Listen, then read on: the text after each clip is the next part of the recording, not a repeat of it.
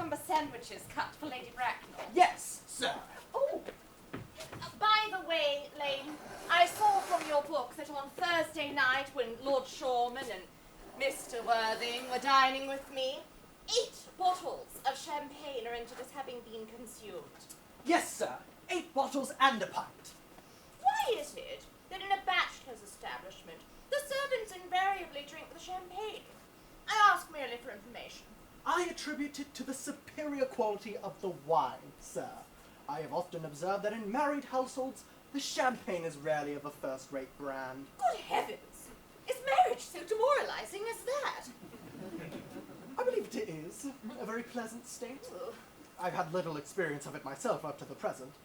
I've only been married once, and that was in consequence of a misunderstanding between myself and a young person. I don't know that I'm much interested in your family life, Lane.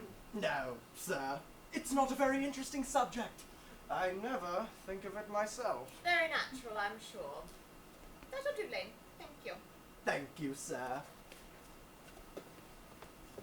Lane's views on marriage seem somewhat lax. Really, if the lower orders don't set us a good example, what on earth is the use of them? Mr. Earnest Worthing. How are you, my dear Ernest? What brings you up to town? Oh, pleasure. Pleasure. What else would bring one anywhere? Eating as usual, I see, Algy. I believe it is customary in good society to take some slight refreshment at 5 o'clock. Where have you been since Thursday? In the country. What on earth do you do there? When one is in town, one amuses oneself. When one is in the country, one amuses other people. It is excessively boring. And who are the people you amuse? Oh, neighbours. Got nice neighbours in your part of Shropshire. Perfectly horrid. Never talked to one of them. How immensely you must amuse them.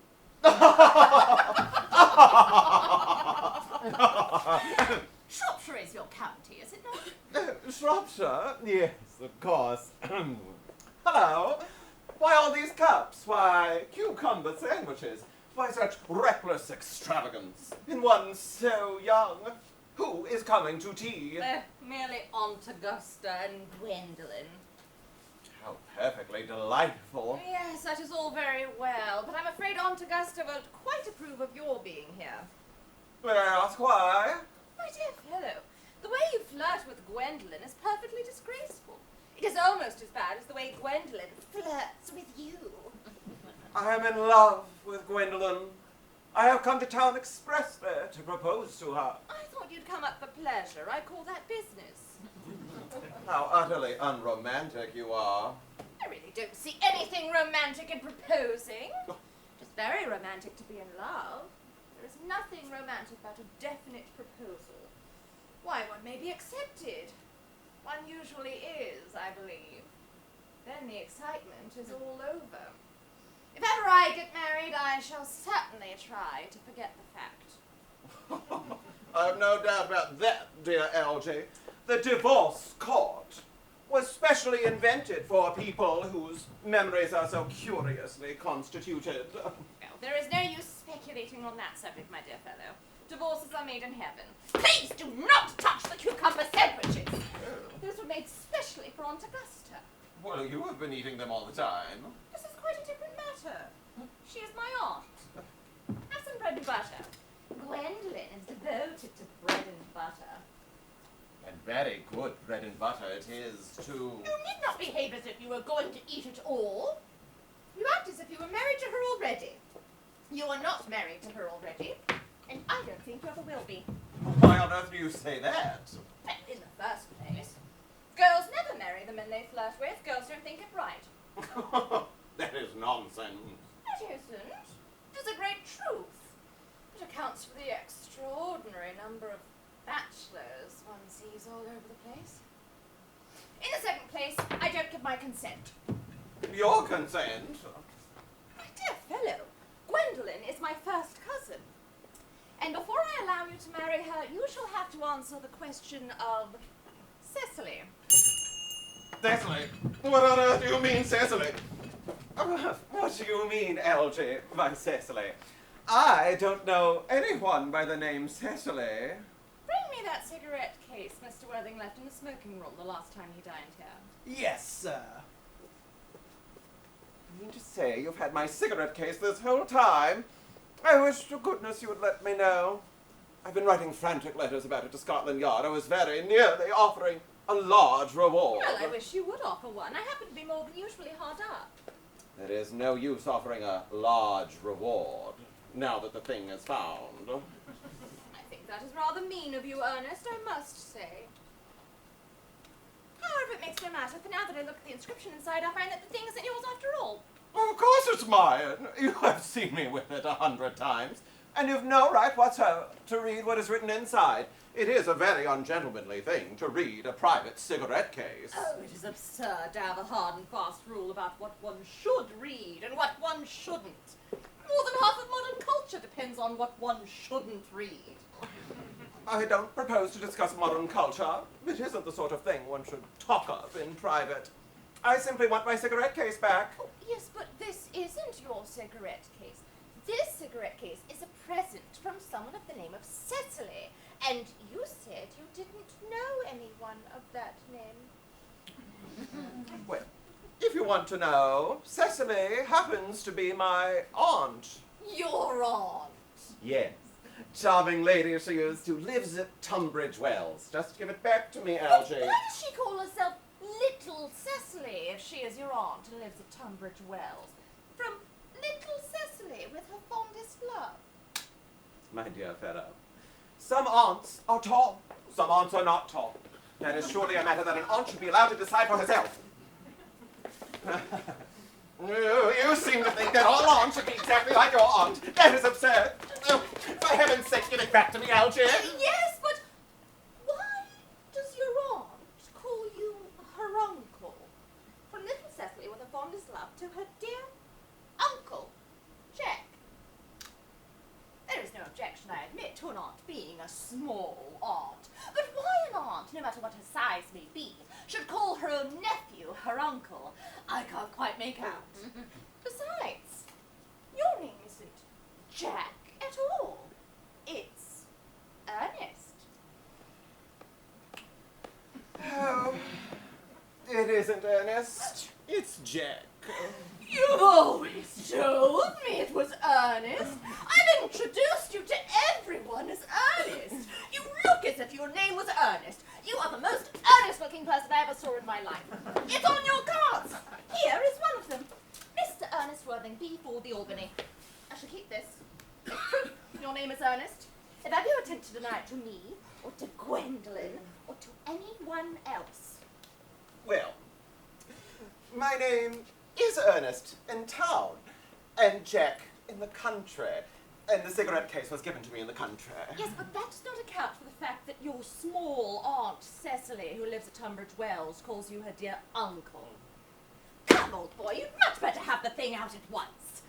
I may mention that I've always suspected you of being a confirmed and secret Bunburyist, and I am quite sure of it now. Bunburyist?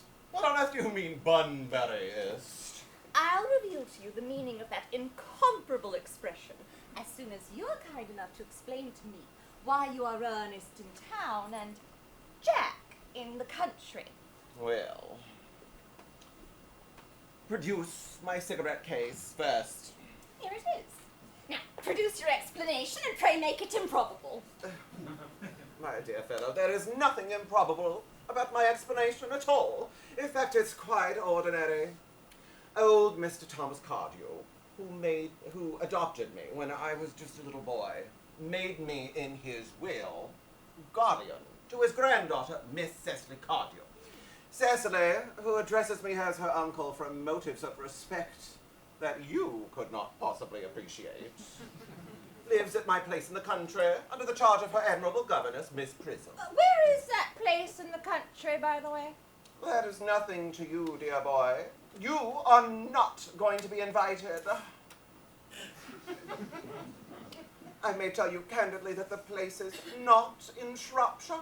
Well, I suspected that, my dear boy. I have bunburyed all over Shropshire on 2 separate occasions. But go on. why are you Earnest in town and Jack in the country? My dear fellow, I don't know whether you'll be able to understand my real motives. You are hardly serious enough. When one is placed in the position of guardian, one must adopt a very high moral tone on all subjects. It is one's duty to do so. And as a high moral tone can hardly be said to conduce very much either to one's health or to one's happiness. In order to get up to town, I have always pretended to have a younger brother of the name of Earnest who lives at the Albany and gets into the most dreadful of scrapes. That is the whole truth, pure and simple. Truth is rarely pure and never simple. What you really are is a Bunburyist. I was quite right in calling you a Bunburyist. You are one of the most advanced Bunburyists I know. What on earth do you mean? You have invented a very useful younger brother called Earnest, in order that you may be able to go into town as often as you like. I have invented an invaluable, permanent invalid called Bunbury, in order that I may be able to go into the country whenever I choose. Bunbury is perfectly invaluable. If it weren't for Bunbury's extraordinary bad health, for instance, I would not be able to dine with you tonight at Willis's, for I've been really engaged to Aunt Augusta for more than a week. I haven't asked you to dine with me anywhere tonight. I know, you're perfectly careless about sending out invitations. There is nothing that annoys people so much as not receiving invitations. You had much better dine with your Aunt Augusta. I haven't the smallest intention of doing anything of the kind. In the first place, I dined there on Monday, and once a week is quite enough to dine with one's own relations. In the second place, whenever I do dine there, I am always treated as a member of the family, and sent down with either no woman at all, or two. In the third place, I know perfectly well whom she will place me next to tonight. She will place me next to Mary Farquhar, who always flirts with her own husband from across the dinner table. That is not very pleasant. Indeed, it is not even decent. And that sort of thing is enormously on the increase. The amount of women in London who flirt with their own husbands is absolutely scandalous. It looks so bad. It is simply washing one's clean linen in public. And besides, now that I know you to be a confirmed Bunburyist, I naturally want to talk to you about Bunburying. I want to tell you the rules. My dear fellow, I'm not a Bunburyist at all. If Gwendolyn accepts me, I'm going to kill my brother. Indeed, I think I shall kill him in any case. Cecily is a little too much interested in him. It is rather a bore. So, I'm going to get rid of Earnest. And I strongly advise you to do the same with with your invalid friend with the absurd name. Nothing would induce me to part with Bunbury. And if you ever get married, which seems to me extremely problematic, you will be very glad to know Bunbury. A man who marries without knowing Bunbury has a very tedious time of it. Oh, dear Algy. If I marry a charming girl like Gwendolyn, she is the only girl I ever saw that I would marry, I certainly won't want to know Bunbury. Then your wife will. You don't seem to understand that in married life, 3 is company and 2 is none. That'll be Aunt Augusta and Gwendolyn.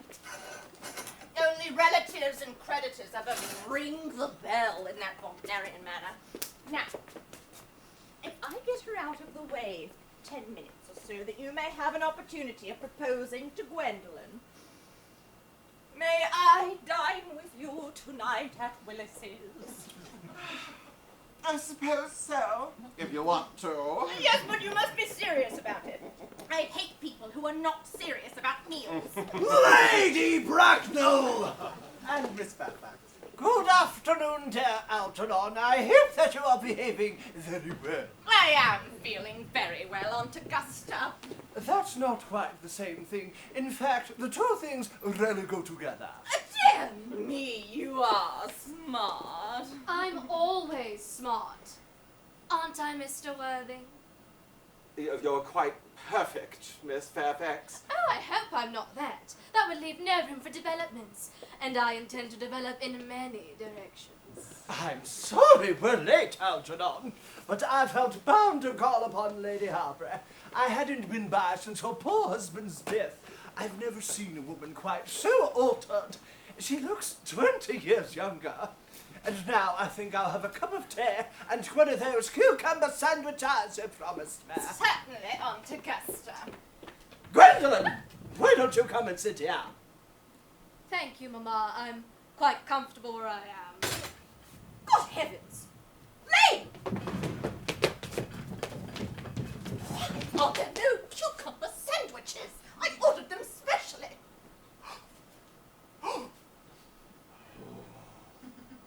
There were no cucumbers in the market this morning, sir.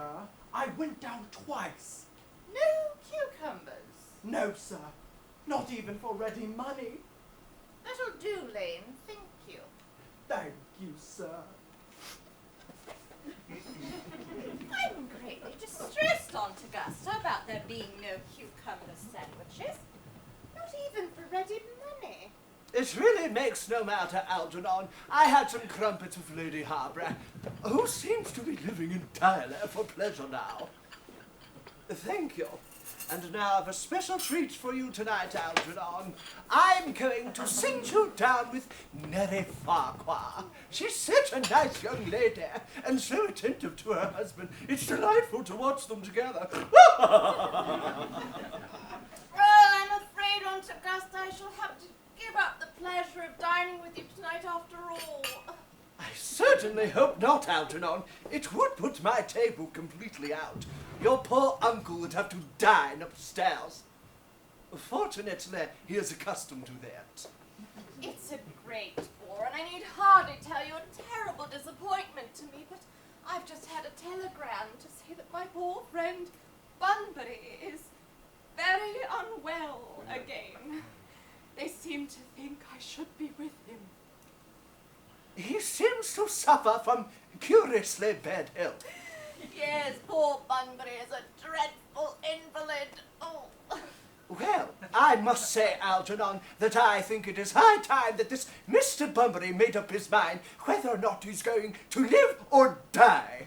This shilly-shallowing around the question is absurd, nor do I in any way approve of this modern sympathy with invalids. I find it morbid. Illness of any kind is hardly a thing to be encouraged in others. Health is the primary duty in life. Oh. I should be obliged if you would ask Mr. Bunbury from me to be kind enough not to have a relapse on Saturday, for I rely on you to arrange my music for me. It is my last reception, and one wants something to encourage conversation, particularly at the end of the season when everyone has practically said whatever it is they had to say, which was probably not much. I'll speak to Bunbury, Aunt Augusta, if he is still conscious, and I think I can promise you he'll be better by Saturday. Of course, the music is a great difficulty, but I'll run over the program I've drawn out if you will kindly come into the next room for a moment. Thank you, Algernon. That's very thoughtful. I'm sure the program will be quite delightful after a few expurgations. French songs I could not possibly allow. People always seem to look shocked and vulgar, or laugh, which is worse. But German songs, a thoroughly respectable language. Gwendolyn, you shall accompany me. Certainly, Mamma.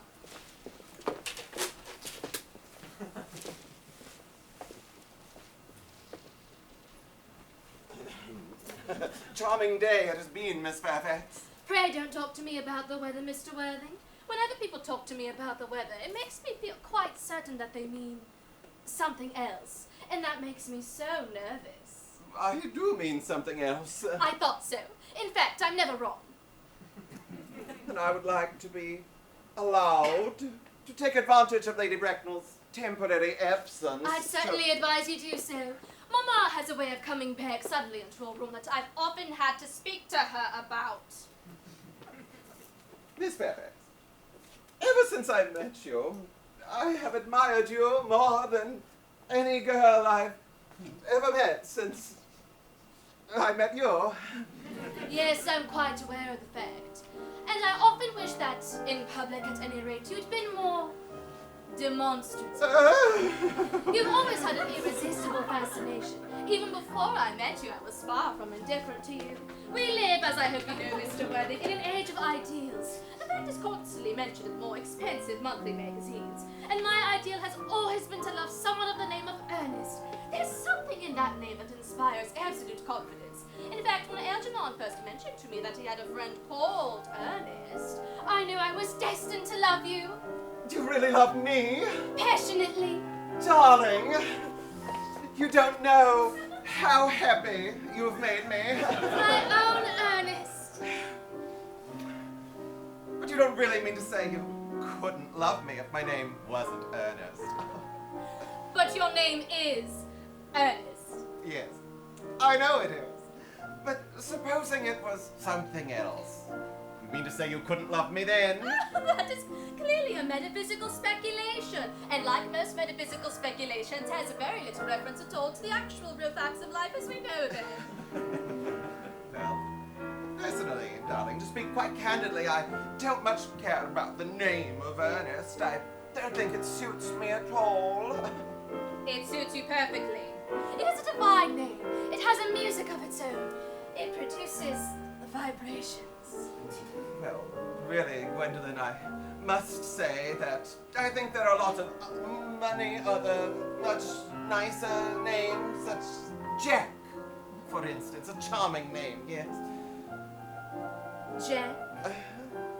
No, there is very little music in the name Jack. If any at all indeed. It does not thrill. It produces absolutely no vibrations. I have known several Jacks, and they all, without exception, were more than usually plain. Besides, Jack is a notorious domesticity for John, and I pity any woman who is married to a man called John. She would probably never be allowed to know the entrancing pleasure of a single moment's solitude. The only really safe name is Earnest. Well, then I must get christened at once. I mean, we must get married at once. There is no time to be lost. Married, Mr. Worthing? Well, surely, you know that I love you, and you led me to believe, Miss Fairfax, that you were not absolutely indifferent to me. I adore you. But you haven't proposed to me yet. Nothing has been said at all about marriage. The subject's not even been touched on. Well, may I propose to you now? I think it an admirable opportunity. And to spare you any possible disappointment, Mr. Worthing, I think it only fair to tell you that, quite frankly, I'm fully determined to accept you. Gwendolyn! Yes, Mr. Worthing? What have you got to say to me? You know what I have got to say to you. Yes, but you don't say it.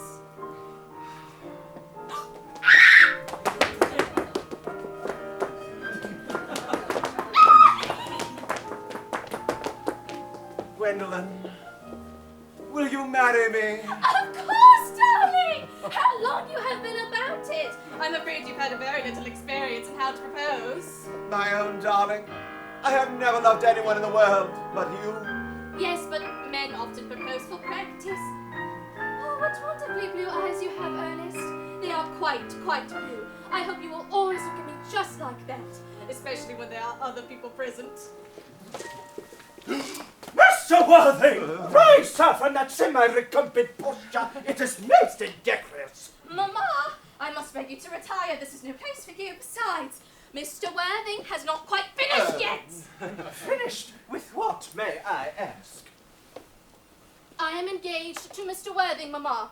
I beg your pardon, but you are not engaged. when you do become engaged, I, or your father, should his health permit, will inform you of that fact. An engagement should come on a young girl as a surprise. As the case may be, it is hardly something that she could be allowed to arrange for herself. As for you, Mr. Worthing, I have a few questions for you. While I make these inquiries, Gwendolyn, you will wait below for me in the carriage. But, Mama... In the carriage.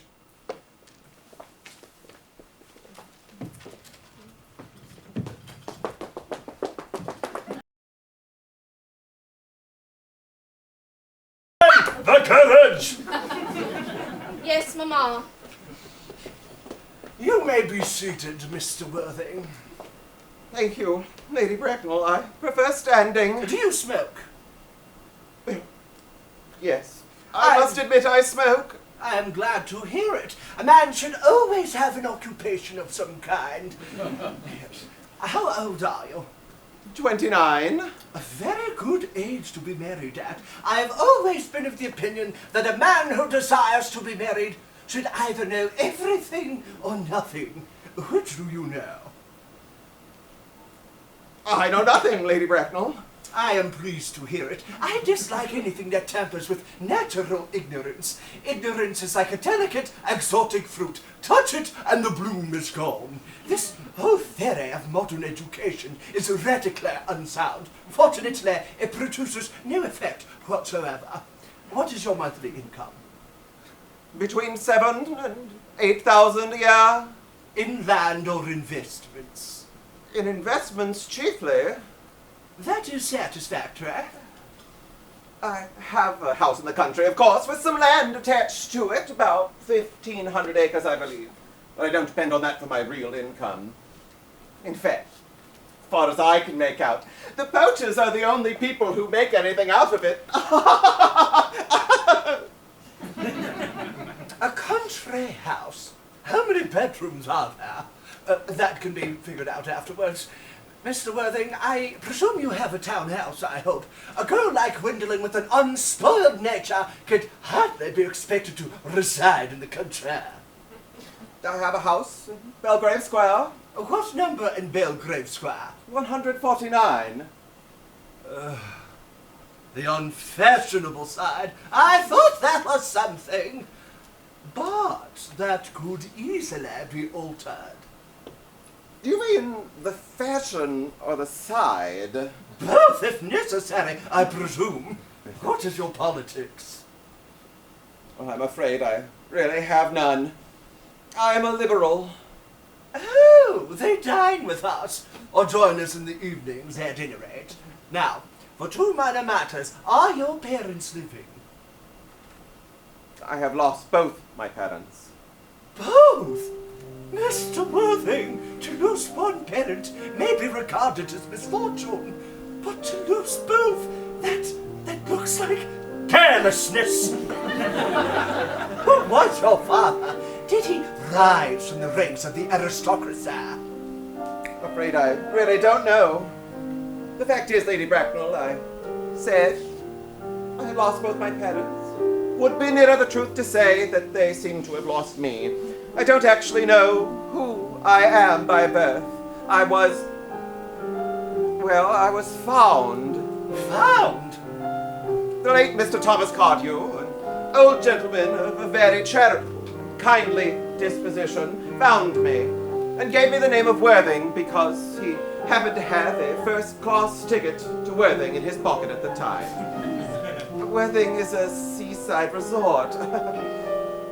Where did this charitable gentleman who had a first-class ticket to this seaside resort find you? In a handbag. A handbag? Yes, Lady Bracknell. I was in a handbag, a somewhat large, black leather handbag with handles to it. Ordinary handbag, in fact. In what locality did this Mr. James, Thomas Cardew, come across this ordinary handbag? In the cloakroom at Victoria Station. It was given to him in mistake for his own. The cloakroom at Victoria Station? Yes. The Brighton line. The line is immaterial. Mr. Worthing, I feel somewhat bewildered by what you just told me. To be born or bred, at any rate, in a handbag seems to me to display a contempt for the ordinary decencies of the family life, which reminds one of the worst excesses of the French Revolution, and I presume you know what that unfortunate movement led to. May I ask then what you would advise me to do? I need hardly say that I would do anything in the world to ensure Gwendolyn's happiness. I would strongly advise you to acquire some relations as soon as possible and try to produce, at any rate, one parent of either sex before the season is quite over. Well, I don't see how I could possibly do that. I could produce the handbag at any moment. I really think that should satisfy you. Me, sir? What does it have to do with me? You can hardly imagine that I, or Lord Bracknell, could ever dream of allowing our only daughter, a girl brought up with the utmost care, to marry into a cloakroom and form an alliance with a parcel. Good afternoon, Mr. Worthing. Good afternoon, Lady Bracknell.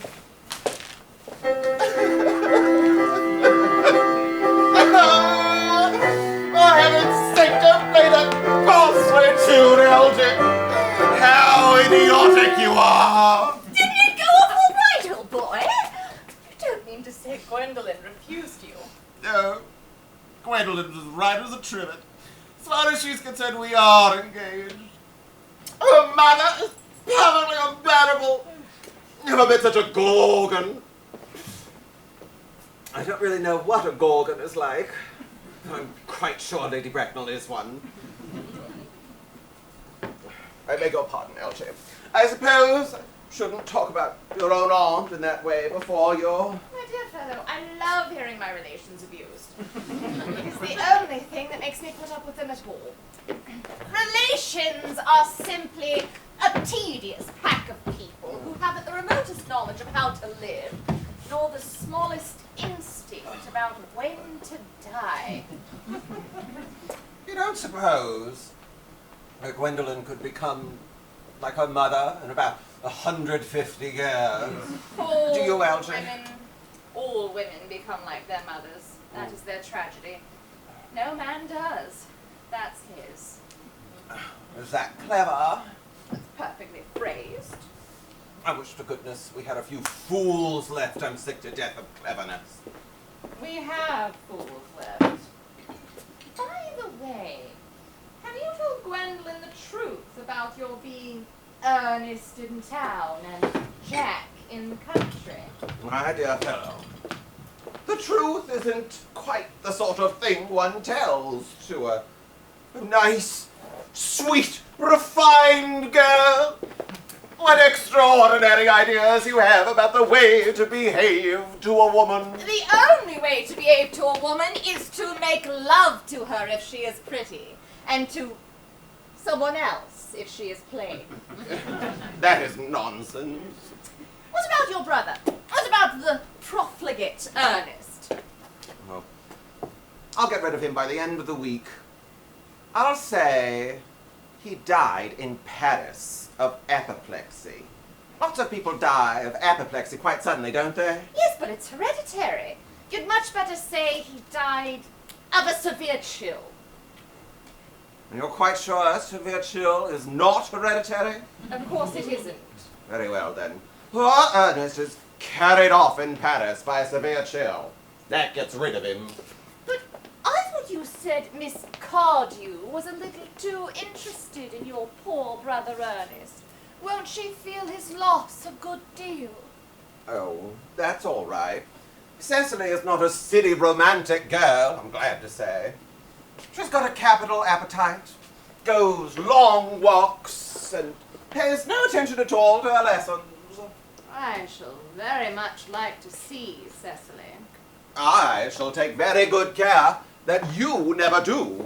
She is excessively pretty, and she is only just 18. Have you told Gwendolyn that you have an excessively pretty ward who's only just 18? Oh, people don't just blurt these things out. Cecily and Gwendolyn are perfectly certain to be extremely great friends. I'll bet you anything you like. But half an hour after they've met, They'll be calling each other sister. Women only do that when they've called each other a lot of other things first. Miss Fairfax! Gwendolyn, upon my word! Algy, kindly turn your back. I've got something very particular to say to Mr. Worthing. Oh, really, Gwendolyn? I don't think I can allow this at all. Algy, you always adopt a strictly immoral attitude toward life. You're not old enough to do that. Darling. Oh, Ernest, we may never be married. From the expression on Mamma's face, I fear we never shall. Few parents pay any regard to what their children say to them nowadays. The old-fashioned respect for the young is fast dying out. Whatever influence I ever had over Mamma, I've lost at the age of 3. But although she may prevent us from becoming man and wife, and I may marry someone else, and marry often, there's nothing that she can possibly do to alter my eternal devotion to you. No, dear Gwendolyn. The story of your romantic origin, as related to me by Mamma, with unpleasing comments, has naturally stirred the deeper fibers of my nature. Your Christian name has an irresistible fascination. The simplicity of your character makes you exquisitely incomprehensible to me. Your town address at the Albany I have. What is your address in the country? The Manor House, Walton, Hertfordshire. There's a good postal service, I suppose. It may be necessary to do something desperate. That, of course, requires some consideration. I will communicate with you daily. Oh, my own one. How long do you remain in town? Till Monday. Good. Algy, you may turn round now. Thanks, I've turned round already. You may also ring the bell. You will let me see you to your carriage, my darling? Certainly. I shall see Miss Fairfax here. Yes, sir.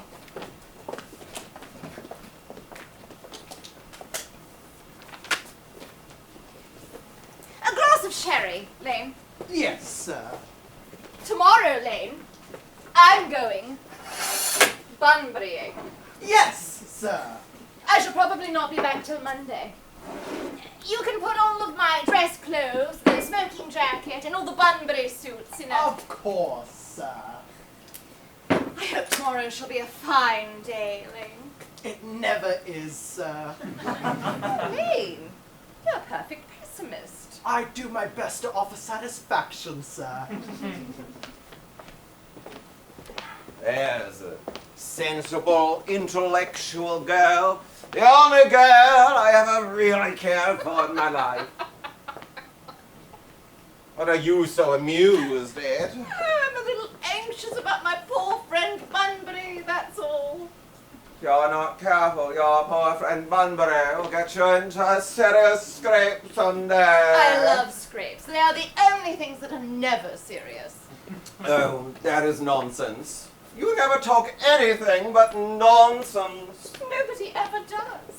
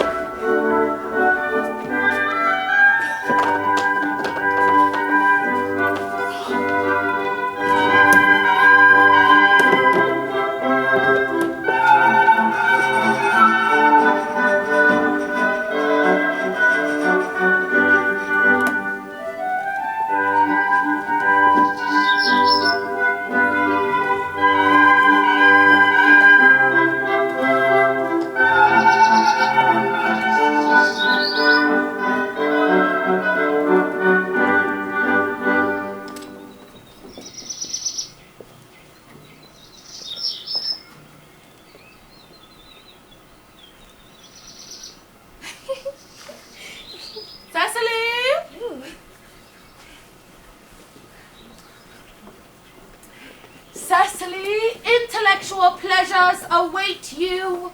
Your German grammar's on the table. Pray open it to page 15. We will repeat yesterday's lesson. But I don't like German. It isn't at all a becoming language, and I know perfectly well that I look quite plain after my German lesson.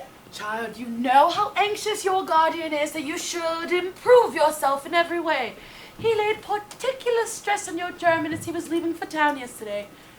Did he always lay his particular stress on your German when he's leaving town? Dear Uncle Jack is so very serious. Sometimes he's so serious I cannot think he'll be quite well. Your guardian enjoys the best of health, and his gravity of demeanor is especially to be commended in one so comparatively young as he is. I know no one who has a higher sense of duty and responsibility. I believe that's why he looks quite bored when we were all together. Cecily, Ooh. I'm surprised at you.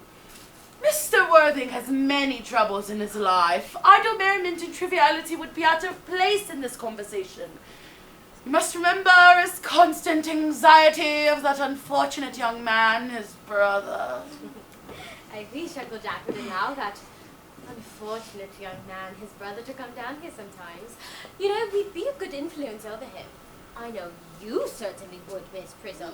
You know, German and geology and things like that often influence a man very much. I do not think that even I could produce any effect on a character that, according to his own brother's admission, is irretrievably weak and vacillating. Indeed, I'm not sure what desire to reclaim him.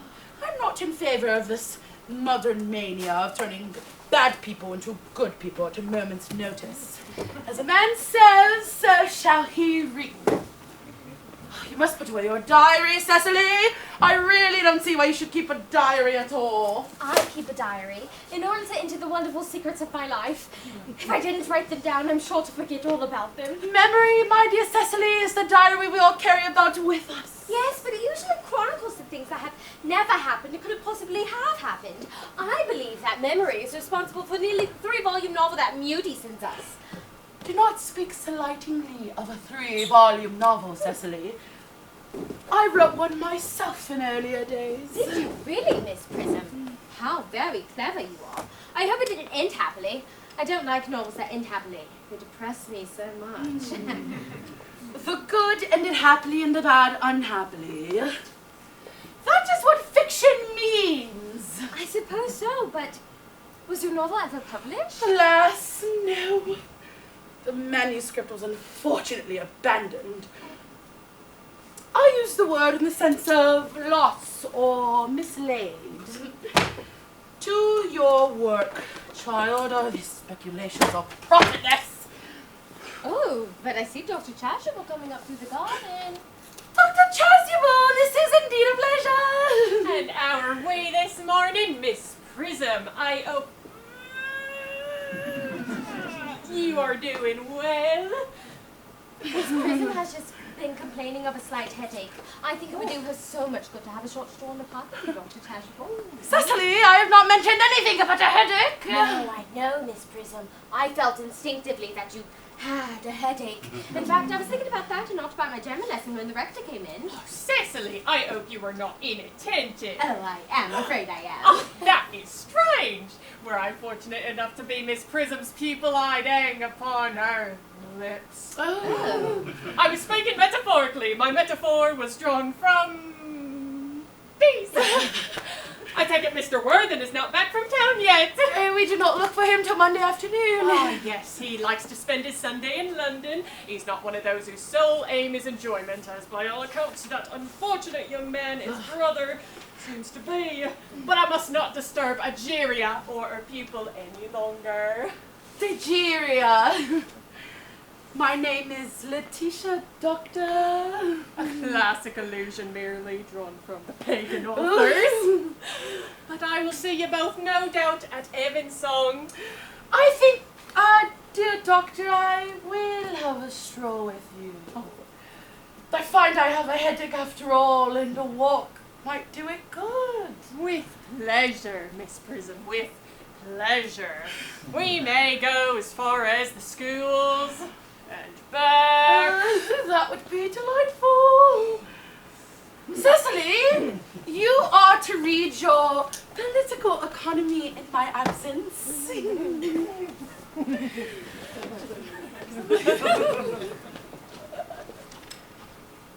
Horrid political economy, horrid geography, and horrid... horrid German! Mr. Earnest Worthing has just driven over from the station. He has brought his luggage with him. Mr. Earnest Worthing, before the Albany W.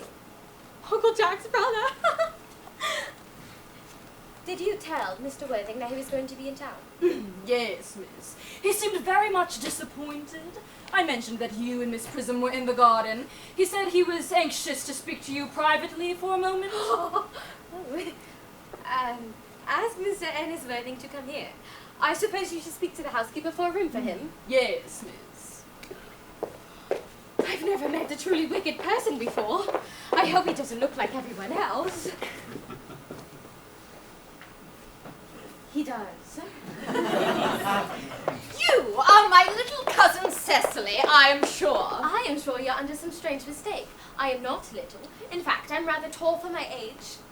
But I see that you are my Uncle Jack's brother, my cousin Ernest, my wicked cousin Ernest. Oh, I am not really wicked at all, cousin Cecily. You mustn't think that I am wicked.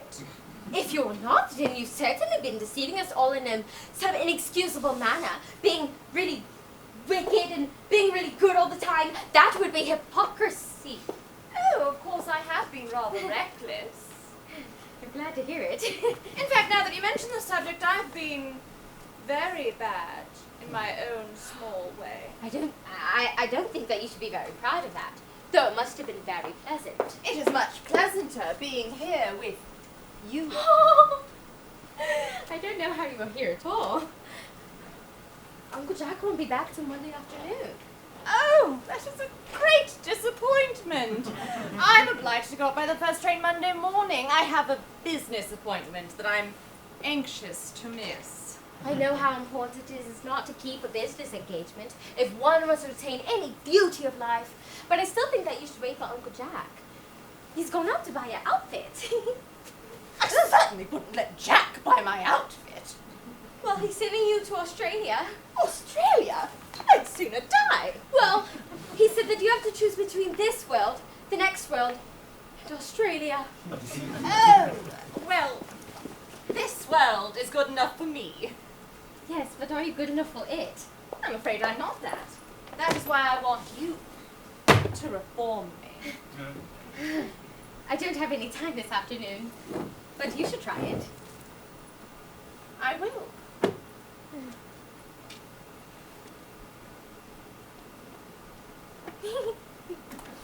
I feel better already. You look a little worse. Well, that is because Oh, I'm hungry. how thoughtless of me. One requires regular and wholesome meals. Won't you come in? Thank you. Might I have a buttonhole first? A pink rose. Why? Because you are like a pink rose, cousin Cecily. You shouldn't say those things to me.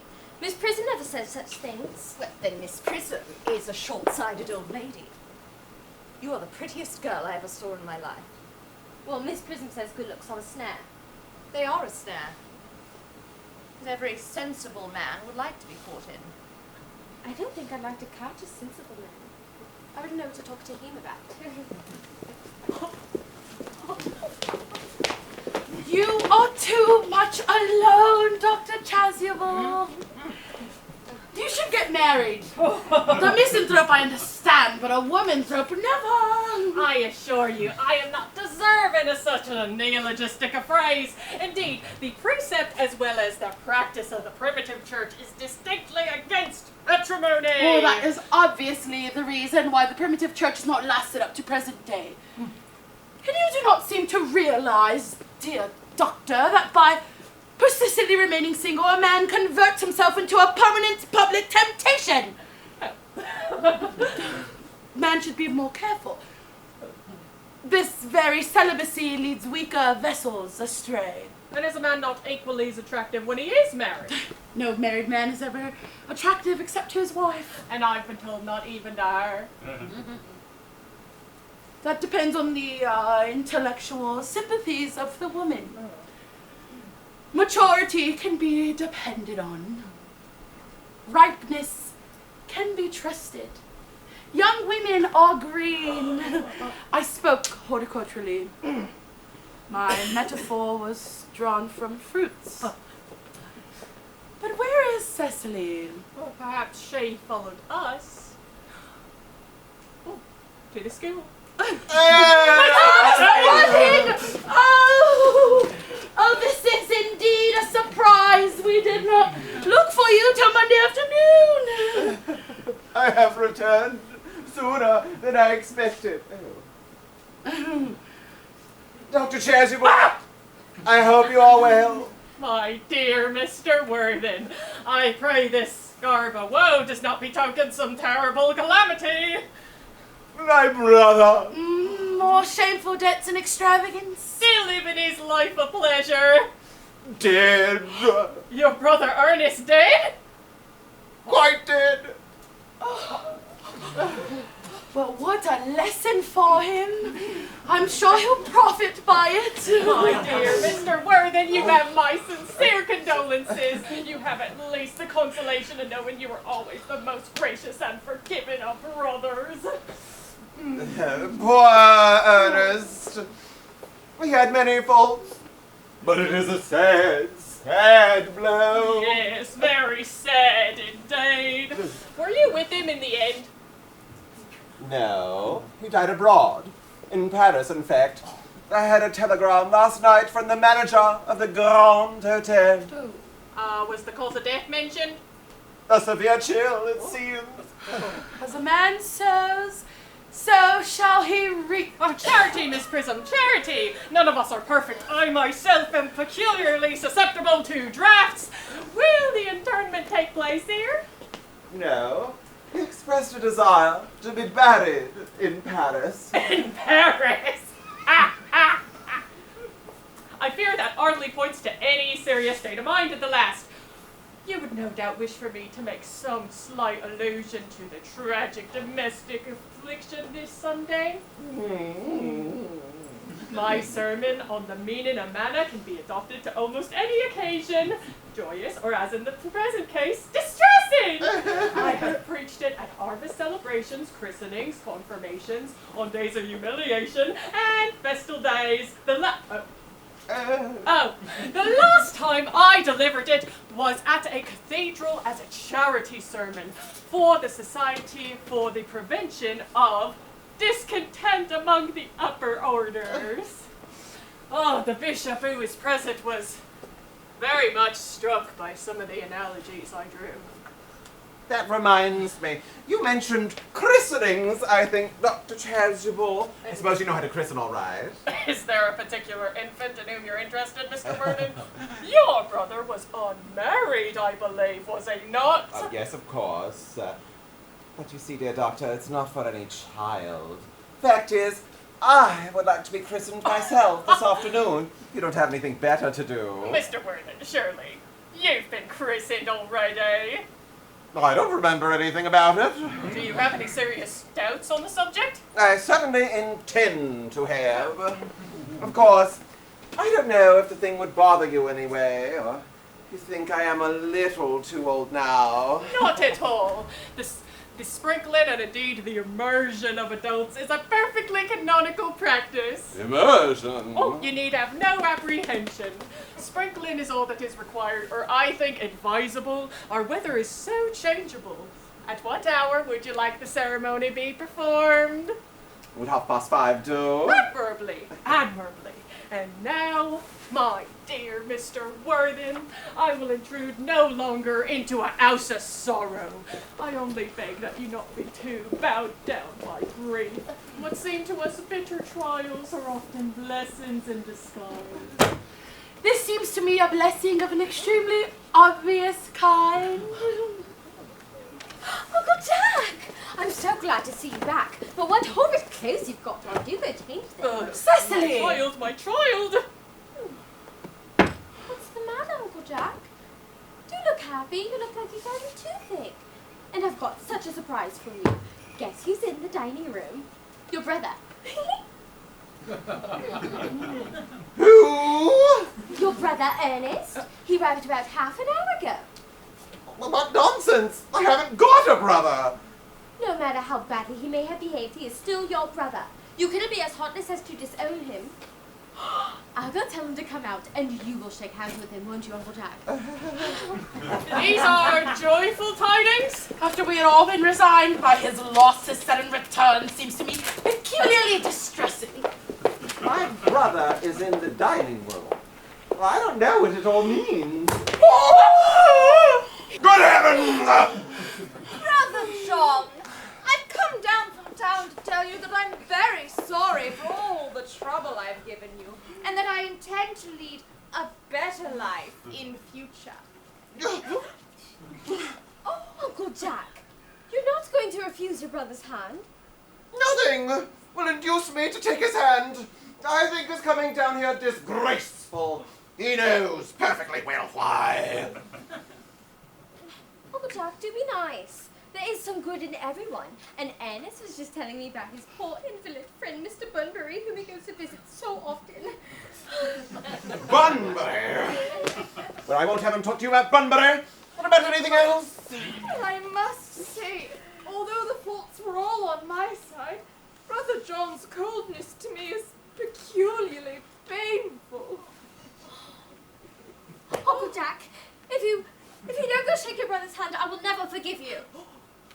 Never forgive me? Never, never, never! Well, this is the last time I shall ever do it.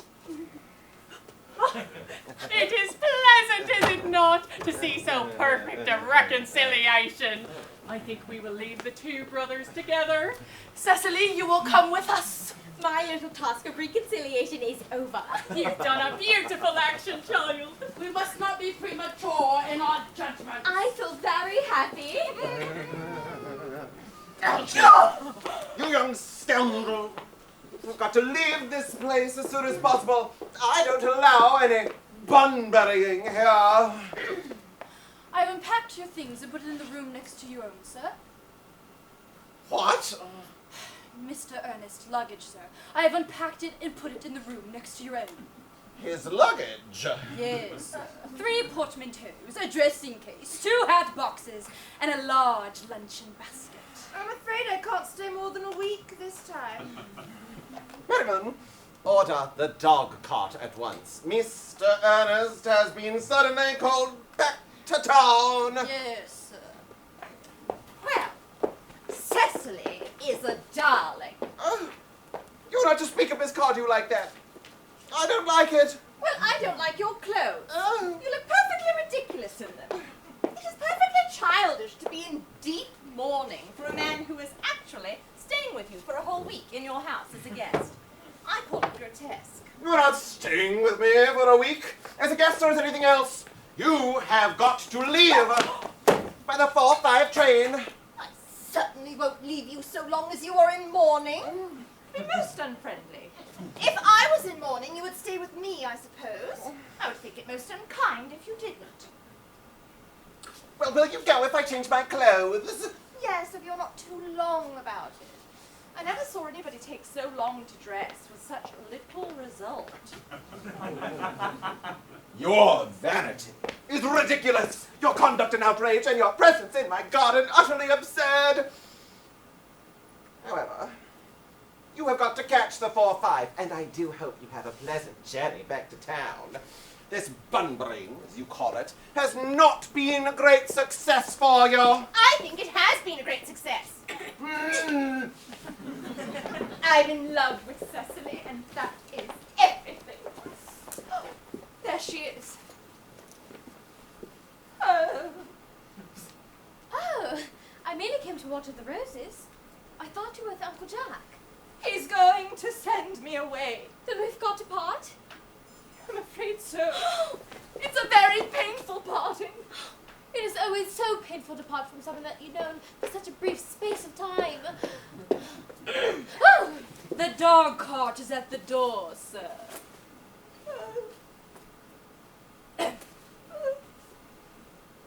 It can wait, Merriman. For 5 minutes. Yes, miss.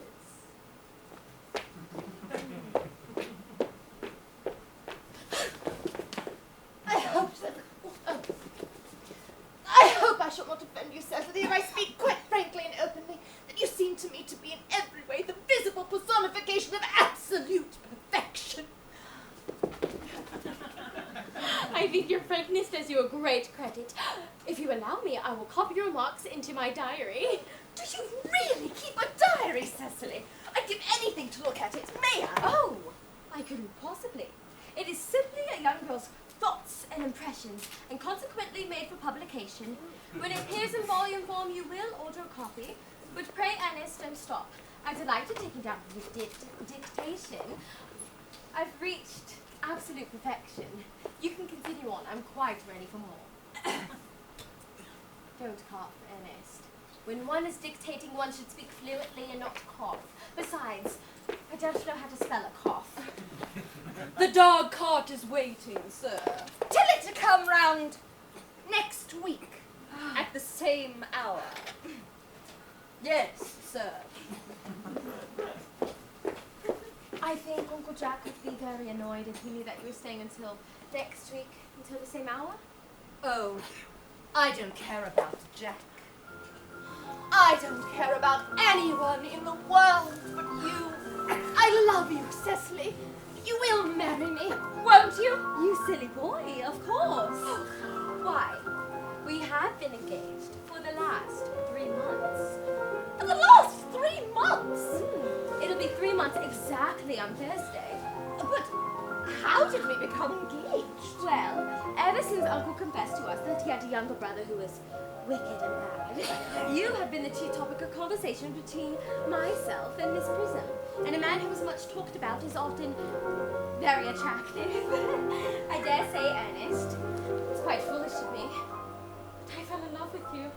Darling, but when was the engagement actually settled? On the 14th of February last, worn out by your entire ignorance of my existence, I determined to settle the matter one way or the other. And after a long struggle with myself, I accepted you under this tree. Oh. Oh, and the next day I brought this ring in your name. Ooh.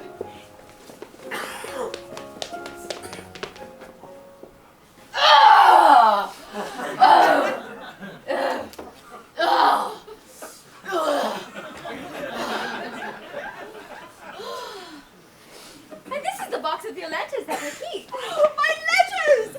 But my own sweet Cecily, I've never written you any letters. You need not to remind me of that. I remember all too well that I had to write your letters for you.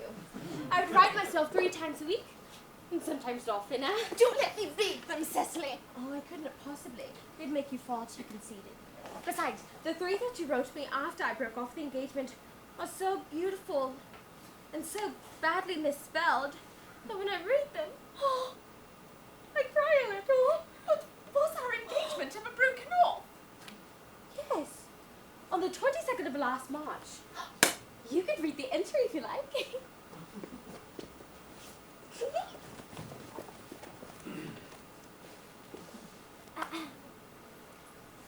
Today I had to break off the engagement with Earnest. It is better to do so. The weather still continues charming.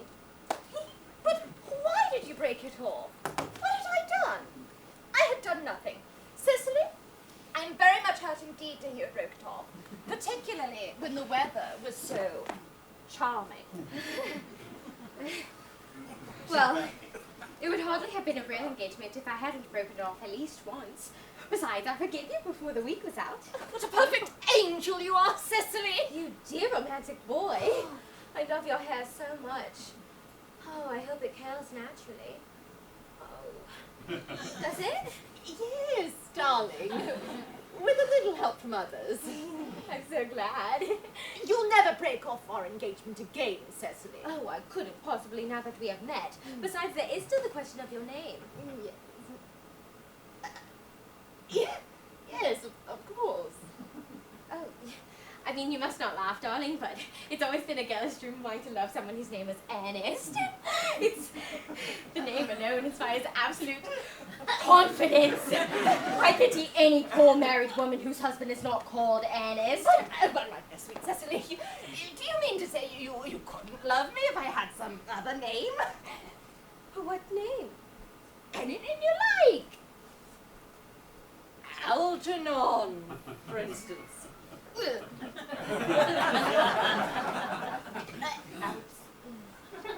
I don't like the name. Algernon. My own dear, sweet, loving little darling, do you mean to say you couldn't love me if my name was...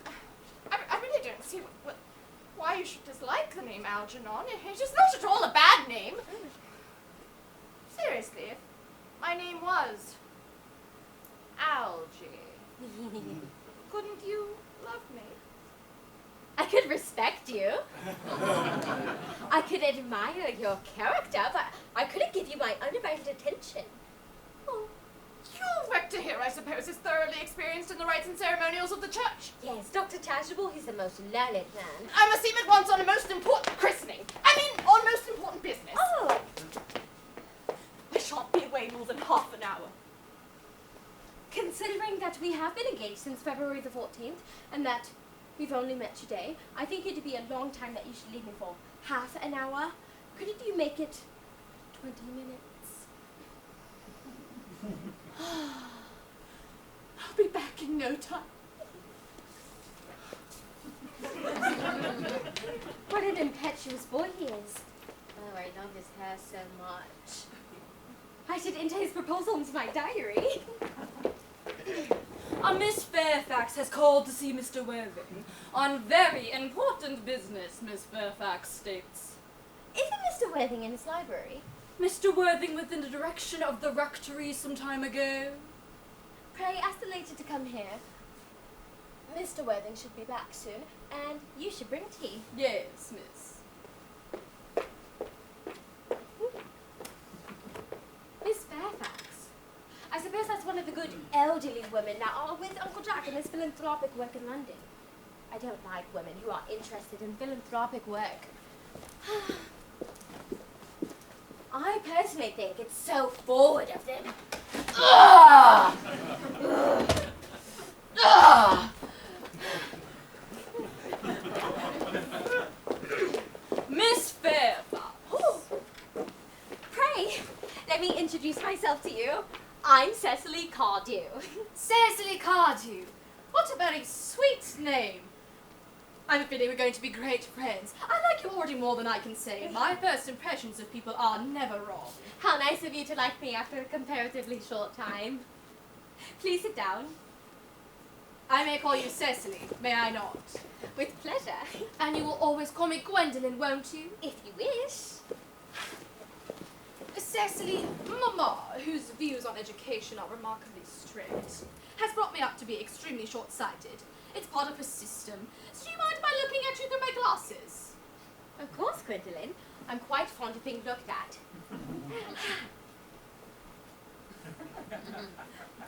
You're here on a short visit, I suppose. Oh, no, I live here. Really? Your mother, no doubt, or some female relative of advanced years resides here also. No, I have no mother. Nor, in fact, any relations. Indeed. Oh, my guardian and Miss Prism have the arduous task of looking after me. Your guardian? I'm Mr. Worthing's ward. It is strange he never mentioned to me that he had a ward. How secretive of him. He grows more interesting hourly. I'm not sure that the news inspires me with feelings of unmixed delight. I'm very fond of you, Cecily. I've liked you ever since I first met you. But I'm bound to state that now that I know that you're Mr. Worthing's ward, I can't help but express a wish that you were, well, just a little older than you seem to be, and not quite so very alluring in appearance. In fact, if I may speak candidly... Pray do. When people have something unpleasant to say, one should be very candid. Well, to speak with perfect candor, Commander Cecily, I wish that you were fully 42 and more than usually played for your age. Ernest is a strong, upright nature. He is the I very... beg your pardon, Gwendolyn, but did you say Earnest? Yes. Oh, it's not Mr. Ernest Worthing who's my guardian. It's his brother. His elder brother. Ernest never mentioned to me that he had a brother. Oh, I'm sorry to say they have not been on good terms for a long time. Ah, that accounts for it. In fact, now that I think of it, I don't think I've ever heard any man mention his brother. The subject seems distasteful to most men. Cecily, you've left it alone from my mind. I was beginning to grow almost anxious. It would have been terrible if a cloud had come across a friendship like ours, would it not? Of course, you are quite sure that it is not Mr. Ernest Worthing who is your guardian. Quite sure. In fact, I'm going to be his. I beg your pardon? Oh, Gwendolyn, I must not keep it a secret to you, but Ernest and I are engaged to be married. My darling Cecily, I'm afraid there's been some slight error. Mr. Ernest Worthing is engaged to me. I'm afraid you're under some strange misconception. Ernest proposed to me exactly 10 minutes ago. It is quite curious, for he asked me to be his wife yesterday afternoon at 5:30. If you would care to verify the incident, pray do so. I never travel without my diary. One should always have something sensational to read on the train. I'm so sorry, dear Cecily, if it's any disappointment to you, but I'm afraid I have the prior claim. You distress me more than I can tell you, Gwendolyn. If it caused you some mental or physical anguish, but ever since Ernest proposed to you, he has clearly changed his mind. If the poor fellow has found himself entrapped into any foolish promise, I shall consider it my duty to rescue him at once, and with a firm hand. Whatever unfortunate entanglement my dear boy may have gone into, I will not... You allude to me, Miss Cardew, as an entanglement. You are presumptuous. On an occasion of this kind, it becomes more than one's moral duty to speak one's mind. It becomes a pleasure. Do you suggest, Miss Fairfax, that I entrapped Ernest into an engagement? How dare you? This is no time for wearing a shallow mask of manners. It is obvious that our social spheres have been widely different. Shall I leave the tea here as usual, miss? Yes, as usual.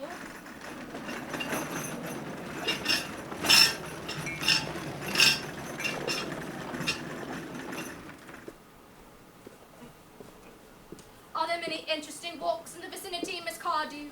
Yes, from one at the top of the hills, one can see 5 counties. 5 counties! I don't think I should like that. I hate crowds. I suppose that's why you live in town, Miss Fairfax.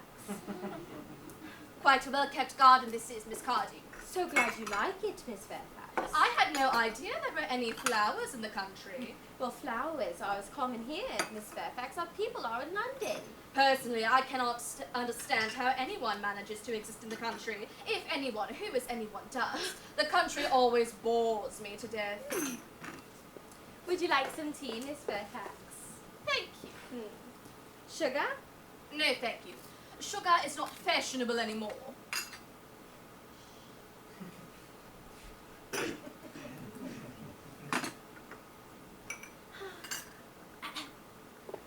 Cake or bread and butter? Bread and butter, please. Cake is rarely seen at the best houses nowadays.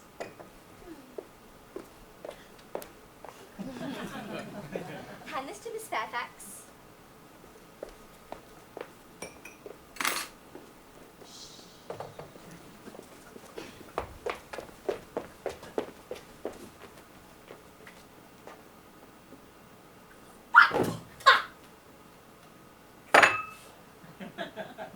You have filled my tea with lumps of sugar, and though I asked most distinctly for bread and butter, you've given me cake.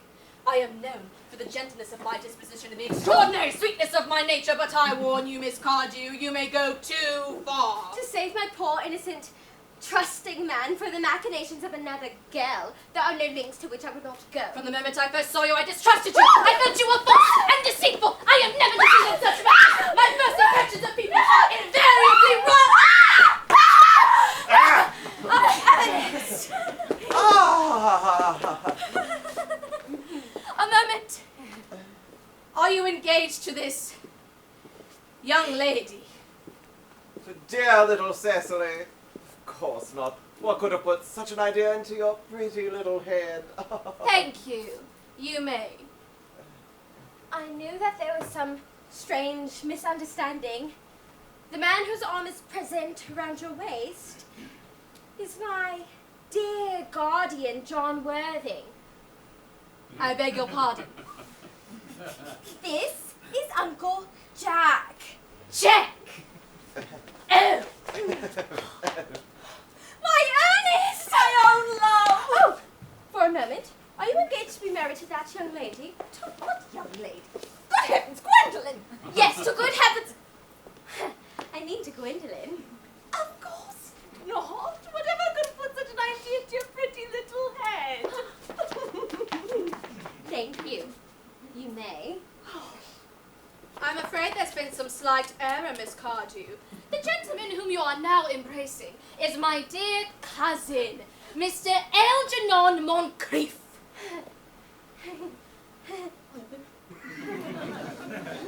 Algernon Moncrief. Are you called Algernon? I cannot deny it. Oh! Is your name really John? I could deny it if I liked. I could deny anything if I liked. But my name certainly is John. It has been John for years. A gross deception has been practiced on us both. My poor wounded Cecily. My sweet wrong Gwendolyn! You will call me sister, will you not? There's just one question I'd be allowed to ask my guardian. An admirable idea. Mr. Worthing, there's just one question I'd like to be permitted to put to you. Where is your brother Ernest? We are both engaged to be married to your brother Ernest, so it is a matter of some importance for us to know where your brother Ernest is at present. Gwendolyn, Cecily, it is a very painful thing for me to be forced to speak the truth. It's the first time in my life I've ever been reduced to such a painful position, and I'm afraid I really have no experience in it. However, I will tell you quite frankly that I have no brother Ernest. I have no brother at all. I've never had a brother, and I certainly have not the smallest intention of ever having one in the future. No brother at all. None. Had you no brother of any kind? Never. Not even of any kind. Well, I'm afraid it's quite clear, dear Cecily, that neither of us is engaged to be married to anyone. It's quite an unpleasant position for a young girl to find herself in, is it? Let us go into the house. They will hardly venture to come after us there. No. Men are so cowardly, aren't they?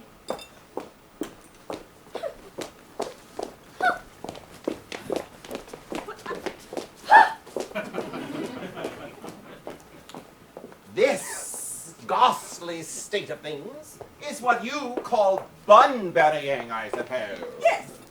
It is perfectly wonderful bunbury it is too. The most wonderful bunbury I've ever had in my whole life. Well, you've no right to bunbury here. It's absurd. One has a right to bunbury anywhere one chooses. Every serious bunburyist knows that. Serious bunburyers. Good heavens. Well, one must be serious about something if one wants to have any amusement in life. Well, the only small satisfaction I take in the whole of this wretched business is that your poor friend Bunbury is quite exploded. You won't be able to get down to country quite as often as you used to, dear Algie. And a very good thing, too. Your brother is a little off colour, isn't he, dear Jack? You won't be able to escape to London quite so frequently as your wicked custom was, and not a bad thing either. As for your conduct towards Miss Cardew, I must say you're taking in a sweet, simple, innocent girl like that is quite inexcusable, to say nothing of the fact that she is my ward. Well, I see no possible defence in your deceiving a brilliant, clever, thoroughly experienced young lady like Miss Fairfax, to say nothing of the fact that she is my cousin. I wanted to be engaged to Gwendolyn, that is all. I love her. Well, I simply wanted to be engaged to Cecily. I adore her. Well, there is no chance of your marrying Miss Cardew. I don't see much likelihood, Jack, of you and Miss Fairfax being united.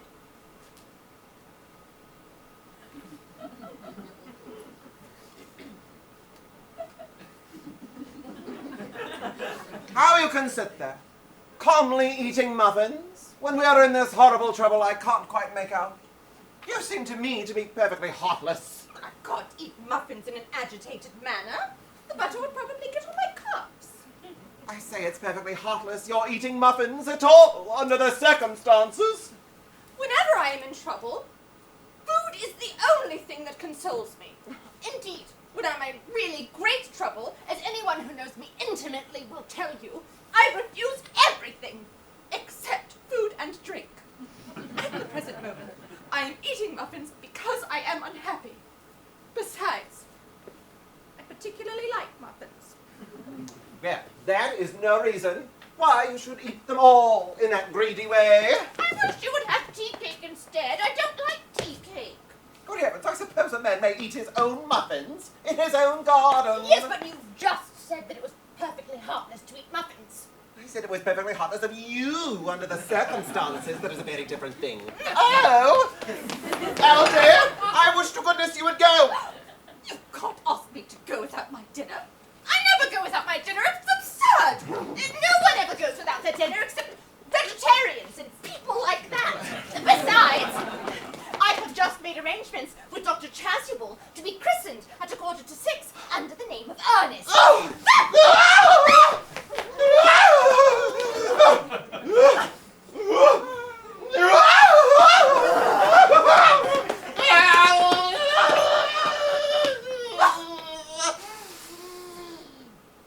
My dear fellow, the sooner you give up that nonsense, the better. I made arrangements this morning with Dr. Chasuble to be christened this afternoon, and I will naturally take the name of Ernest. Gwendolyn would wish it. We can't both be christened Ernest. It's absurd. Besides, I have a perfect right to be christened if I like. There is no evidence at all I have ever been christened by anybody. Well, I have not been christened in years. Yes, but you have been christened. That was the important thing. Quite so. So I know my constitution can stand it. If you're not quite sure of your having been christened, I think it rather dangerous you're venturing on it now. It might make you very unwell. You can hardly have forgotten that someone very intimately connected with you was very nearly carried off this week in Paris by a severe chill. Yes, but you said a severe chill was not hereditary. It used to be, I know. But I dare say it is now. Science is always making wonderful improvements in things. That is nonsense. You are always talking nonsense. Jack, you're at the muffins again. I wish you wouldn't. There are only 2 left.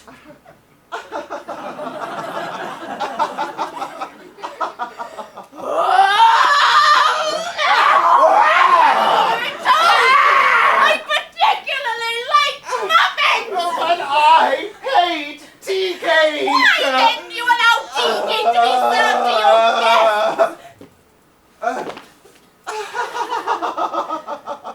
What dear scrap of a hospitality.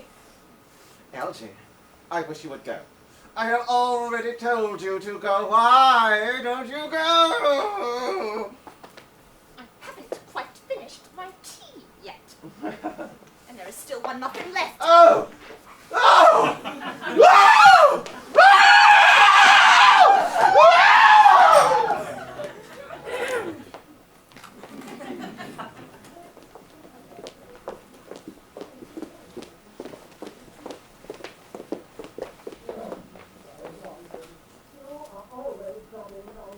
The fact that they did not follow me at once into the house, as anyone else would have done, seems to me to show that they have some sense of shame left.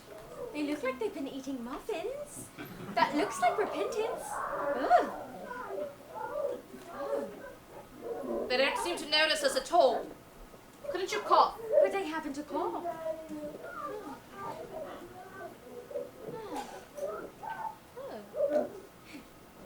They're looking at us! What effrontery! They're approaching. That's very forward of them. Let us preserve a dignified silence. Certainly. It's the only thing to do now.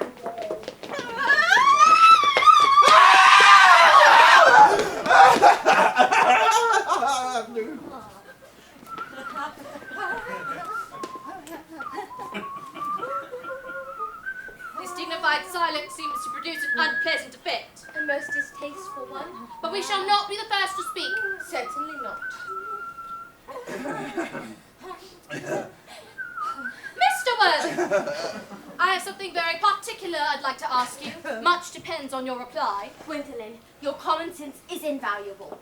Mr. Moncrief, kindly answer me the following question. Why did you pretend to be my guardian's brother? In order that I might have an opportunity of meeting you. That seems like a very satisfactory explanation, does it not? Yes, dear, if you can believe him. I don't. But that does not affect the wonderful beauty of his answer. True, in matters of grave importance, style, not sincerity, is the vital thing. Mr. Worthing, what explanation can you provide to me for pretending to have a brother? Was it so that you might have an opportunity of coming up to town to see me as often as possible? Can you doubt it, Miss Fairfax? I have the gravest doubts upon the subject, but I intend to crush them. This is no time for German skepticism. The explanations seem quite satisfactory, especially Mr. Worthing's. That seems to have the stamp of truth upon it. Mr. Moncrief's answer inspires absolute credulity. So you think we should forgive them? Yes. I mean, no. True. I had almost forgotten there are principles at stake that one cannot surrender. Which of us should tell them? The task is not a pleasant one. Could we not both speak at the same time? An excellent idea. I nearly always speak at the same time as other people. Will you take the time from me? Certainly. Your Christian names are still an insuperable barrier. That is all. Our Christian names. Is that all? But we are going to be christened this afternoon. For my sake, you're willing to do this terrible thing? I am. To please me, are you ready to face this fearful ordeal? I am. How absurd it is to talk of the equality of the sexes. In terms of self-sacrifice, men are infinitely beyond us. We are. Yes, they have physical courage, which we women know absolutely nothing. Darling. Lady Bracknell! Gwendolyn, what does this mean? Merely that I'm engaged to be married to Mr. Worthing, Mamma. Pray serve my daughter's sudden flight through her trusty maid, whose confidence I purchased by means of small coin. I followed her here at once by luggage train. Her unhappy father, I am pleased to say, is under the impression she is attending a more than unusually lengthy lecture. I do not propose to undeceive him. Indeed, I have never undeceived him of any question. You will clearly understand that all communications between yourself and my daughter will cease immediately. On this point, as on all points, I am firm. I am engaged to be married to Gwendolyn, Lady Bracknell. You, sir, are nothing of the kind. And now, as regards to Algernon. Algernon! Yes, Aunt Augusta! May I ask if it is in this house that your invalid friend, Mr. Bunbury, resides? Oh no, Bunbury doesn't live here. In fact, Bunbury is somewhere else at present. In fact, Bunbury is dead. Dead? When did he die? His health must have been extremely sudden. Oh, I killed Bunbury this afternoon. I mean, poor Bunbury died this afternoon. What did he die of? Oh, he was quite exploded. Exploded? Was he a victim of the revolutionary outrage? My dear Aunt Augusta, I mean he was found out. The doctors found out that Bunbury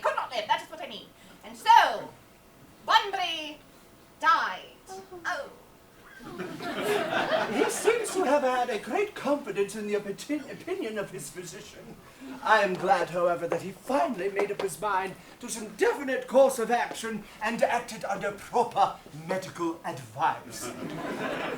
And now that we have finally gotten rid of Mr. Bunbury, Mr. Worthing, may I ask, who is that young person whose hand my nephew Algernon is holding in what seems to me a particularly unnecessary manner?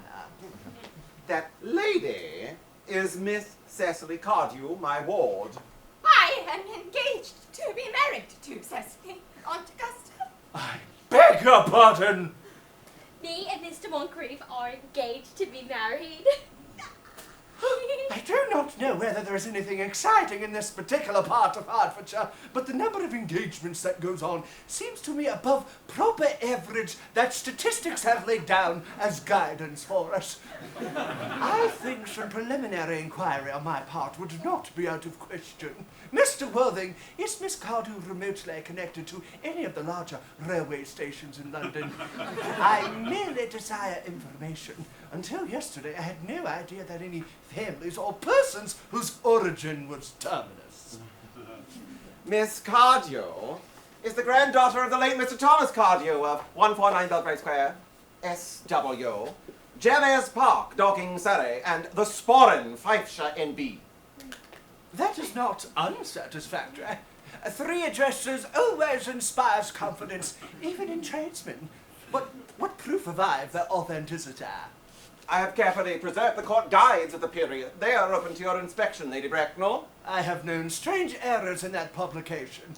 Miss Cardew's family solicitors are the Messieurs Markby, and Markby. Markby and Markby, a firm of the highest position in their field. Indeed, I am told that one of the Mr. Markbys is occasionally seen at dinner parties.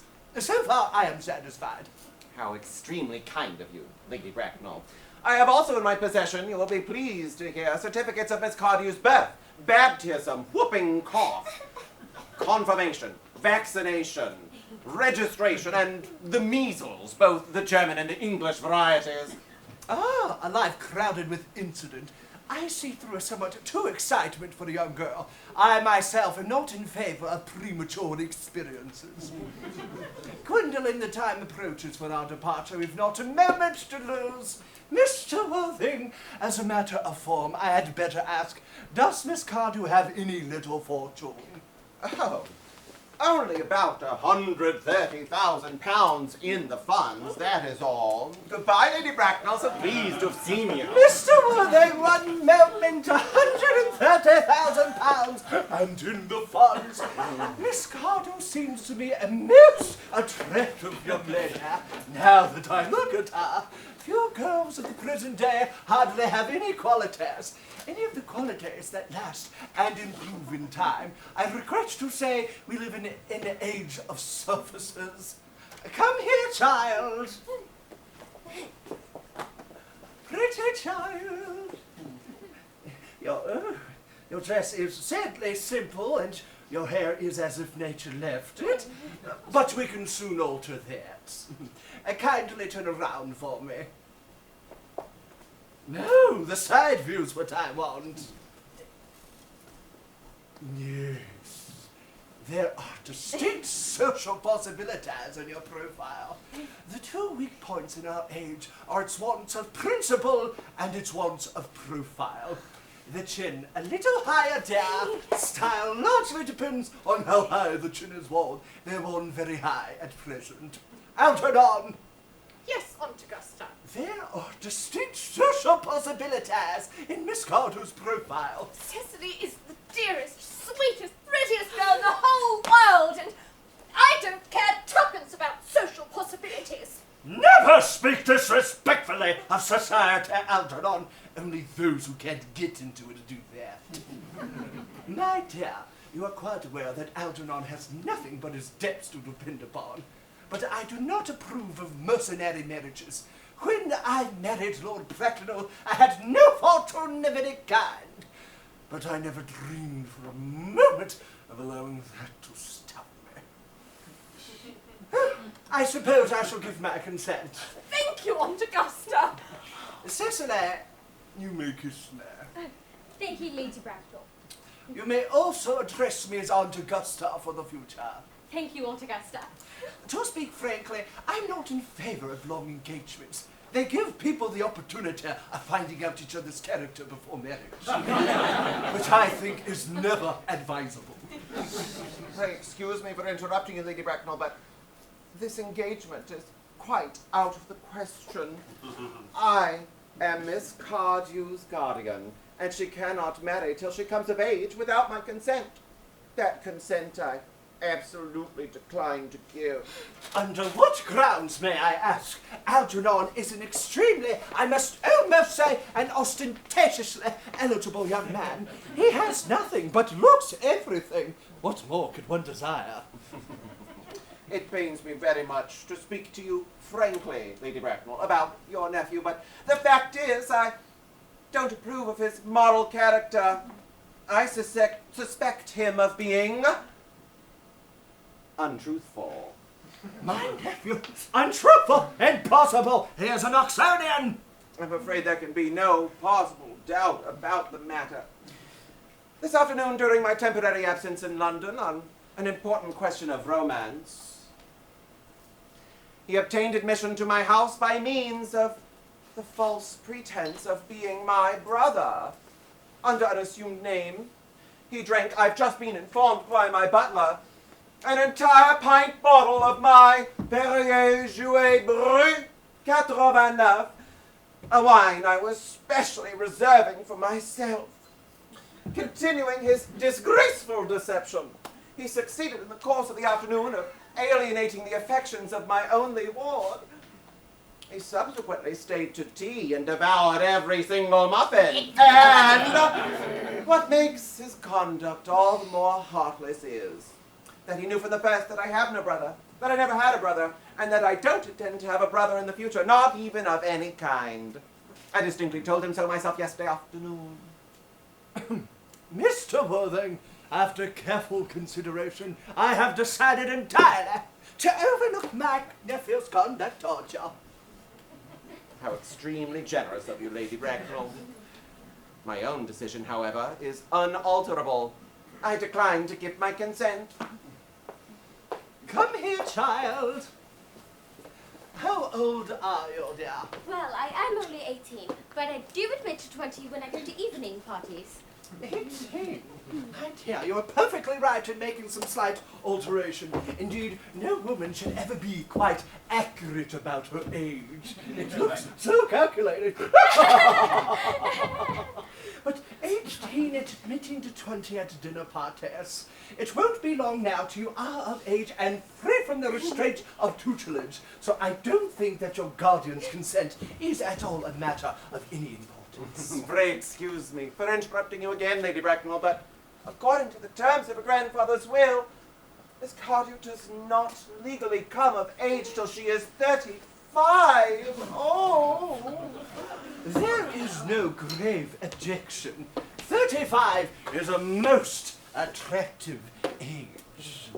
London society is full of women of the highest birth who have, of their own free will, remained 35. Lady Dumbleton, for instance, has remained 35 ever since arriving at the age of 40, which was many years ago now.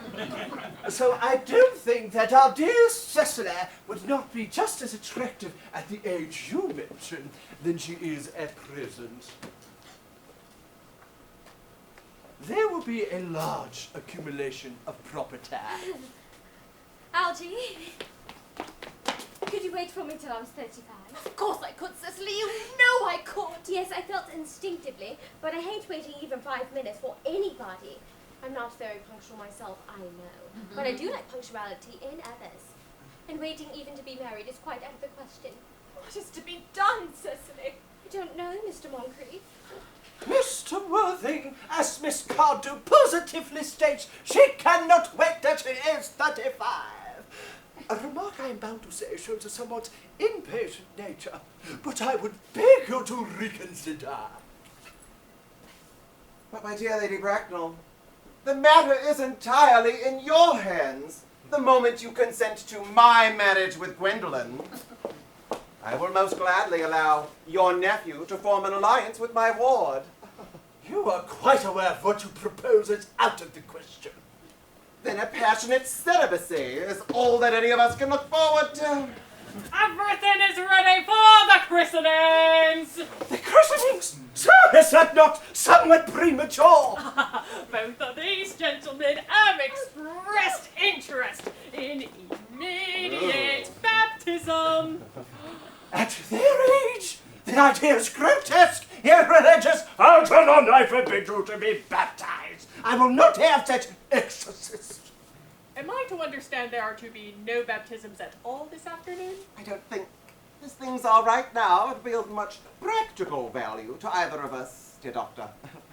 I am grieved to hear such sentiments from you, Mr. Worthen, but as your current mood seems to be one particularly secular, I will return to the church at once. Indeed, I've just been informed by the pew opener that for the last hour and a half, Miss Prism has been waiting for me in the vestry.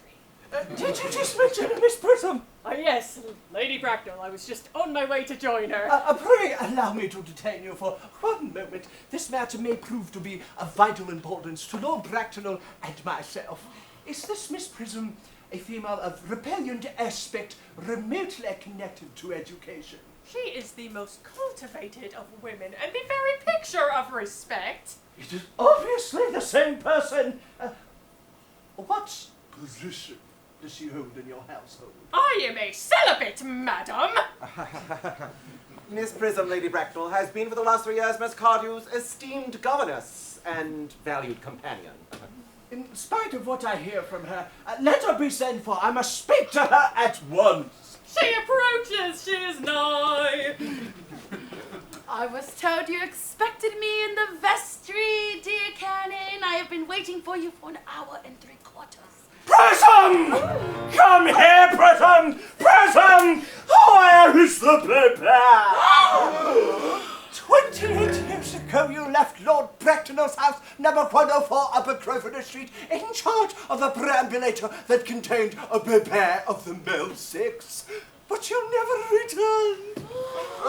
3 weeks later, through a elaborate investigation from the Metropolitan Police, the perambulator was discovered at midnight on its side in a remote corner of Bayswater. It contained a manuscript of a 3-volume novel of a more than unusually revolting sentimentality. But the baby was not there! Prism! Where is the baby?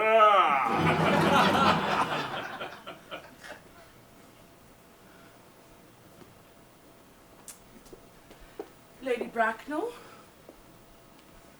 I admit with great shame that I do not know. I only wish I did.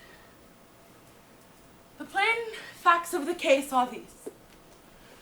On the morning of the day you mention, a day that is forever branded on my memory, I prepared as usual to take the baby out in its perambulator.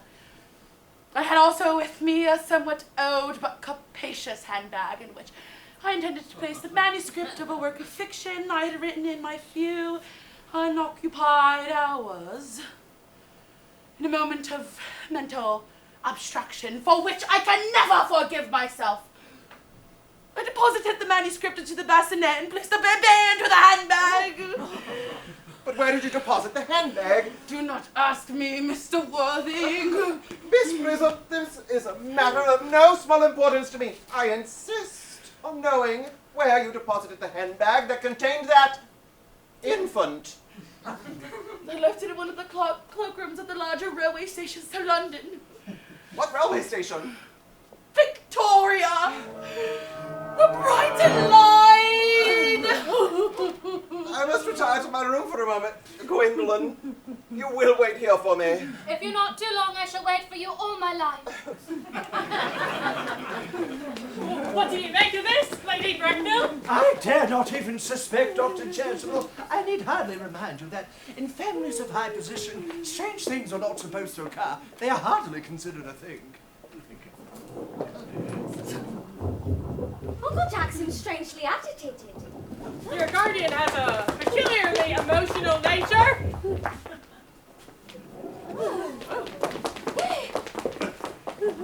It's sounds as if he's having an argument of some kind. I dislike arguments. They are vulgar and often convincing. It has stopped.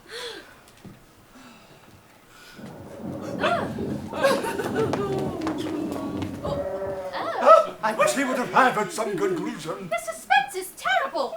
I hope it'll last. Is this the handbag, Miss Prism? Examine it carefully before you speak. The happiness of more than one life depends on your answer. It seems to be mine. Yes, here is the injury received through the upsetting of a Gower Street omnibus in younger and happier days. And here in the lock are my initials. I had forgotten that in an extravagant mood I had had them placed there. The back is undoubtedly mine.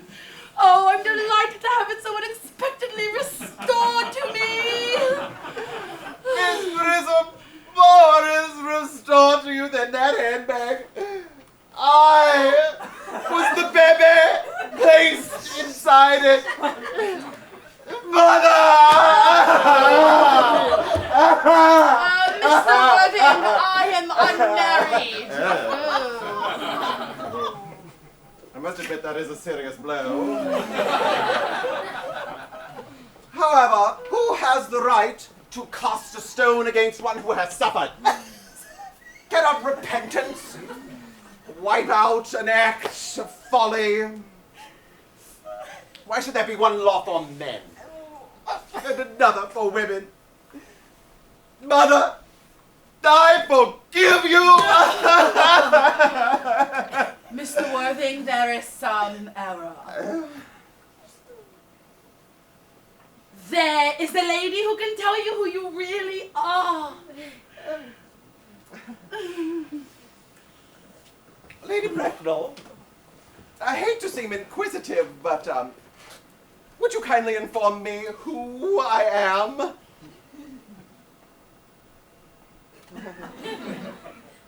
I am afraid that the news I have to give you will not altogether please you. You are the son of my poor sister, Mrs. Moncrief, and consequently, Algernon's older brother. Algy's elder brother? But I have a brother after all! I always knew I had a brother. Always said I had a brother. Cecily, how could you have ever doubted that I have a brother? Dr. Chasuble, my unfortunate brother. Miss Prism, my unfortunate brother. Gwendolyn, my unfortunate brother. Oh, Algy, you young scoundrel. You are going to have to treat me with more respect in the future. You have never behaved towards me as a brother in all your life. Well, not till today, old boy, I admit. Although I tried my best, though I was a little out of practice.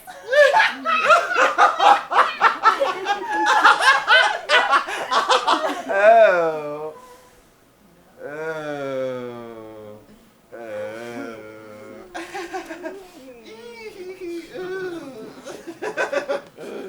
My own. But what own are you? What is your Christian name now that you've become someone else? Good heavens. Forgotten that point. I suppose your decision on the subject of my name is irrevocable. I never change. Except for my affections. Gwendolyn, what a noble nature you have. The question had better be cleared up at once. Aunt Augusta, at the time when Miss Prism left me in the handbag, had I been christened already? Every luxury, including christenings, had been lavished upon you by your fond and doting parents. And I had been christened, that is settled. Now, what name was I given? Let me know the worst. Naturally, being the eldest son, you were christened after your father. Yes. But what was my father's Christian name? I cannot recall at present what his Christian name was, but I've no doubt he had one. Algy. Can't you recall what our father's Christian name was? Oh, my dear boy, we were never even on speaking terms. He died before I was a year old. Oh. His name would appear in the army lists of the period, I suppose, Aunt Augusta? The general was a man of peace except for his domestic life, but I have no doubt it would appear in the military directorate. The army list of the last 40 years? I hear. These delightful records should have been my constant study. M. Generals. Malum. Max Bomb Magley. What ghastly names they have. Markby.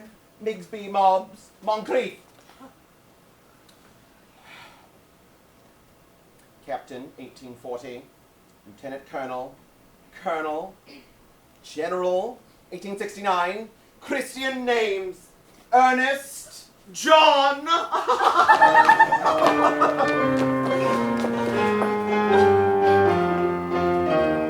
I always told you, didn't I, Gwendolyn, that my name was Earnest? Well, it is Earnest after all. I mean it naturally is Earnest. Yes, I remember. The general was called Earnest. I knew I had some reason for disliking that name. Ernest, my own Ernest. I always felt from the start that you could have no other name.